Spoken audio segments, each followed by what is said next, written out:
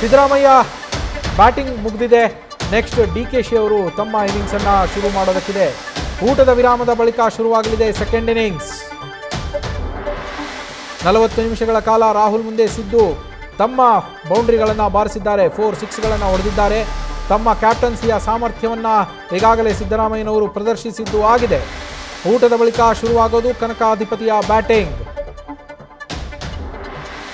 ಸ್ಫೋಟಕ ಬ್ಯಾಟಿಂಗ್ ಮೂಲಕ ಶಕ್ತಿ ಪ್ರದರ್ಶನಕ್ಕೆ ಡಿಕೆ ಕೂಡ ಸಜ್ಜಾಗಿದ್ದಾರೆ.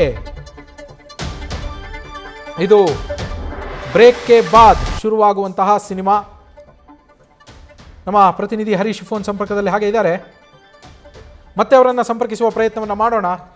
ಸದ್ಯ ಒಂದು ಇನ್ನಿಂಗ್ಸ್ ಮುಗಿದಿದೆ. ಈಗ ಆ ಇನ್ನಿಂಗ್ಸ್ ಮುಗಿದಿರೋದ್ರಿಂದ ಸಿದ್ದರಾಮಯ್ಯನವರ ಇನ್ನಿಂಗ್ಸ್ ಈಗಾಗಲೇ ಮುಗಿದಿದೆ. ಸಿದ್ದರಾಮಯ್ಯನವರು ತಮ್ಮ ಬ್ಯಾಟಿಂಗನ್ನು ಮುಗಿಸಿ ಹೋಗಿದ್ದಾರೆ. ಇದಾದ ಬಳಿಕ ಡಿಕೆ ಶಿವಕುಮಾರ್ ಅವರು ಬ್ಯಾಟಿಂಗ್ ಆರಂಭಿಸೋದಕ್ಕಿದೆ.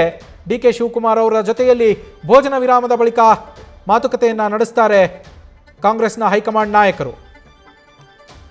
ಈಗಾಗಲೇ 40 ನಿಮಿಷಕ್ಕೂ ಹೆಚ್ಚು ಕಾಲ ಸಿಎಂ ಸಿದ್ದರಾಮಯ್ಯನವರ ಜೊತೆಯಲ್ಲಿ ರಾಹುಲ್ ಗಾಂಧಿಯವರು ಕ್ಲೋಸ್ ಡೋರ್ ಮೀಟಿಂಗ್ ಮಾಡಿರುವಂಥದ್ದು. ಅದಕ್ಕೂ ಮೊದಲು 2 ಗಂಟೆಗಳಿಗೂ ಹೆಚ್ಚು ಕಾಲ.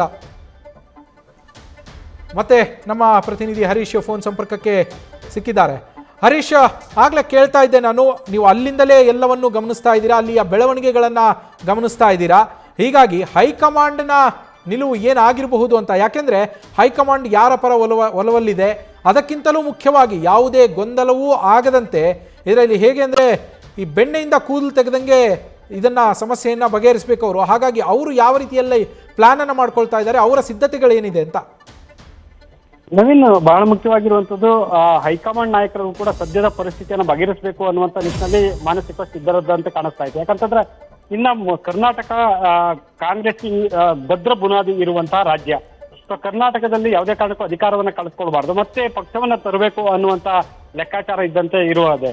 ಹಾಗಾಗಿ ಕರ್ನಾಟಕದ ವಿಚಾರದಲ್ಲಿ ಕೂಡ ಈಗ ಗಂಭೀರವಾಗಿ ಪರಿಗಣಿಸಿರುವಂತಹ ರಾಹುಲ್ ಗಾಂಧಿ ಅವರು ನೇರವಾಗಿ ಮಧ್ಯಪ್ರವೇಶ ಮಾಡಿದ್ದಾರೆ. ನಾಯಕತ್ವ ವಿಚಾರಕ್ಕೆ ಸಂಬಂಧಪಟ್ಟಂಗೆ ಒಂದು ಸ್ಪಷ್ಟ ನಿಲುವನ್ನ ತೆಗೆದುಕೊಳ್ತಿದ್ದಾರೆ ಅಂತ ಹೇಳಲಾಗ್ತದೆ. ಆದ್ರೆ ಯಥಾಸ್ಥಿತಿಯೋ ಅಥವಾ ಬದಲಾವಣೆಯೋ ಅನ್ನುವಂಥದ್ದು ಸಾಕಷ್ಟು ಕುತೂಹಲಕ್ಕೆ ಮಾಡಿಕೊಟ್ಟಿದೆ. ಆದ್ರೆ ರಾಹುಲ್ ಗಾಂಧಿ ಅವರು ಸದ್ಯದ ಪರಿಸ್ಥಿತಿಯಲ್ಲಿ ಸಿದ್ದರಾಮಯ್ಯನ ಮುಂದುವರಿಸಬೇಕು ಅನ್ನುವ ಮನಸ್ಥಿತಿಯಲ್ಲಿ ಇದ್ದಂತೆ ಕಾಣಿಸ್ತಿದೆ. ಹಾಗಾಗಿ ಇದುವರೆಗೂ ಕೂಡ ಯಾವುದೇ ಸ್ಪಷ್ಟ ನಿಲುವನ್ನು ಕೂಡ ವ್ಯಕ್ತ ಆಗಿಲ್ಲ. ಆದ್ರೆ ಇವತ್ತು ಮ್ಯಾರಥಾನ್ ಮೀಟ್ ಮುಗಿದ ನಂತರ ಯಾವ ಅಭಿಪ್ರಾಯಗಳು ಕೂಡ ವ್ಯಕ್ತ ಆಗುತ್ತೆ ಅಥವಾ ಯಾವ ತೀರ್ಮಾನ ತೆಗೆದುಕೊಳ್ತಾರೆ ಅನ್ನುವಂಥದ್ದು ಕುತೂಹಲ ಮೂಡ್ತಿದೆ. ನವೀನ್, ಹರೀಶ್, ಅದೇ ಈಗ ನೀವು ಹೇಳ್ತಾ ಇದ್ರಿ ರಾಹುಲ್ ಗಾಂಧಿ ಅವರಿಗೆ ಸಿದ್ದರಾಮಯ್ಯವರ ಪರ ಒಲವಿದೆ ಅಂತೇಳಿ. ಹಾಗೆ ಬಹುಶಃ ಕೆ.ಸಿ. ವೇಣುಗೋಪಾಲ್ ಅವ್ರಿಗೂ ಕೂಡ ಸಿದ್ದರಾಮಯ್ಯನವರ ಪರ ಒಲವಿದೆ.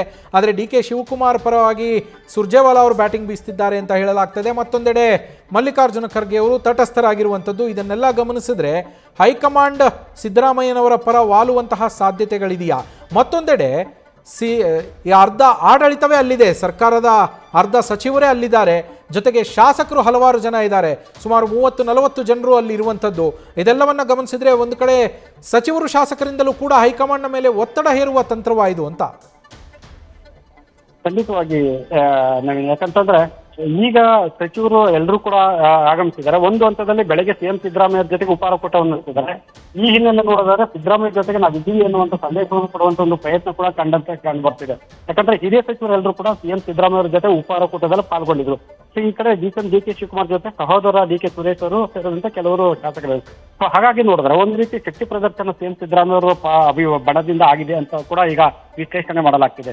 ಸೊ ಈ ಹಿನ್ನೆಲೆಯಲ್ಲಿ ನೋಡಿದ್ರೆ ರಾಹುಲ್ ಗಾಂಧಿ ಅವರು ಸಹಜವಾಗಿ ಕೂಡ ಸಿದ್ದರಾಮಯ್ಯ ಪರವಾಗಿ ಕ್ಷಣಕ್ಕೆ ನಿಂತಂತೆ ಕಾಣಿಸ್ತಾ ಇದೆ. ಹಾಗಾಗಿ ಸದ್ಯದ ಪರಿಸ್ಥಿತಿಯಲ್ಲಿ ನಾಯಕತ್ವದ ವಿಚಾರಕ್ಕೆ ಕೈ ಹಾಕಬೇಕು ಬೇಡವಾ ಅನ್ನುವಂಥ ಗೊಂದಲದಲ್ಲಿ ಹೈಕಮಾಂಡ್ ನಾಯಕರಿದ್ದಾರೆ. ಆದ್ರೆ ಏನೇ ಆದ್ರೂ ಕೂಡ ಅಂತಿಮವಾಗಿ ಒಂದು ಸ್ಪಷ್ಟ ನಿರ್ಧಾರವನ್ನು ಕೈಗೊಳ್ಳಬೇಕಾದಂತ ಅನಿವಾರ್ಯತೆ ಇದೆ.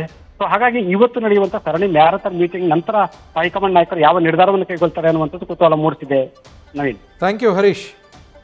ನಿಮ್ಮ ಪರವಾಗಿ